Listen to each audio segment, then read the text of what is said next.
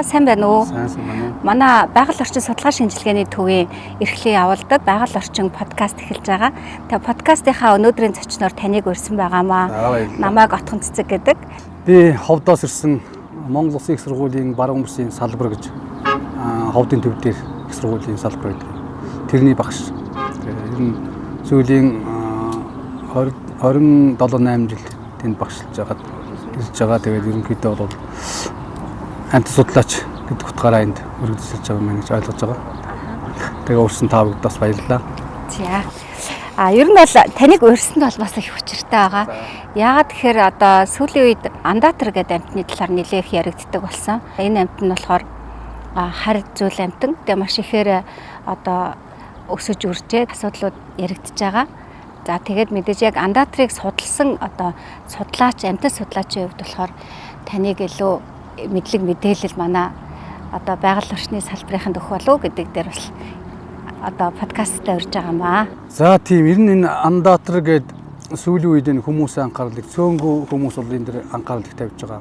Ялангуяа энэ баруун бүсийн тэр дотроо Ховдын тэр хар усан нуур гээд энэ Төв Азийн ус намгэрхэг газраараа нэлээд томд ордог ийм том нуур байдаг. Тэр экосистемтэй холбоотойгоор нэлээд олон хүний анхаарал татж байна л дээ.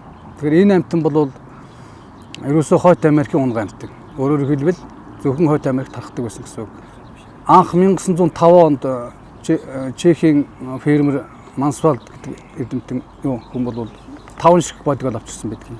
Европ руу оруулж ирсэн байдаг. Энээс цаашаагаа бол тэгээд нөгөө амтны чинь Прагийн орчмын тэр Добришк гэдэг нуурын тавиад тэгээд ингээ хүмүүс бол тэр амтны өсөж үржих идэвхийг одоо мэдчихэд ингээд маш олон дахин одоо нутагшуулах замаар за нутагшуулсан тэр амтан маань маш хурдтай үржих замаар байгалийнхаа одоо усан сүлжээгээр ингэж тархаж үндсэндээ Европын нутгийг тэр чигээр нь дараа нь бол 20 дугаар зууны ихэр 28-аас 32 оны үед Орос руу бас маш ихээр нутагшуулсан. Тэгээ Оросын нутгийг тэр чигээр нь ингэж одоо эзэн тархсан ийм амтан байгаа.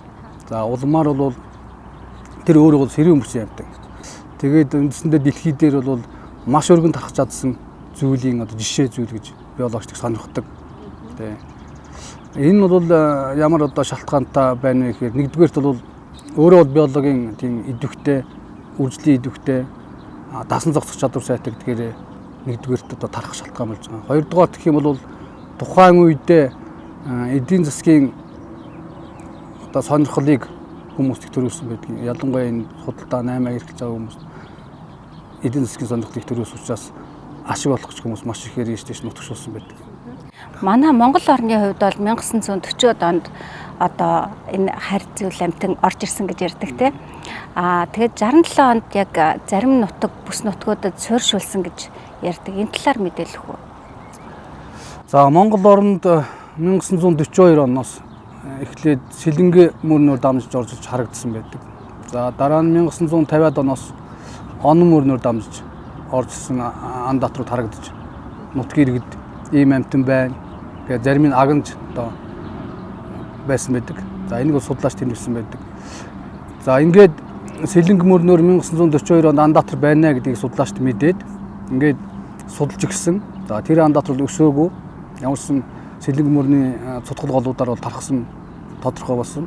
Энэ бол өсөхгүй байгаа шалтгаан нь бас тухайн одоо голын мөрний амьдрах усны нөхцөл байдал тухайн андатартай бас таагүй байсан учраас өсөхгүй байгаа юм байна гэдэг судлаачдын дүгнэлтээр эдийн засгийн маш их ач холбогдолтой маш олон улс орнууд нутагшуулсан учраас Монголд бас энийг нутагшуулъя, үржүүлье гэдэг одоо санаатаагаар андатын тохиромжтой амьдрах орчин бүхий газрыг олж нутагшуулах зорилго тавьж нутагшуулсан байдаг.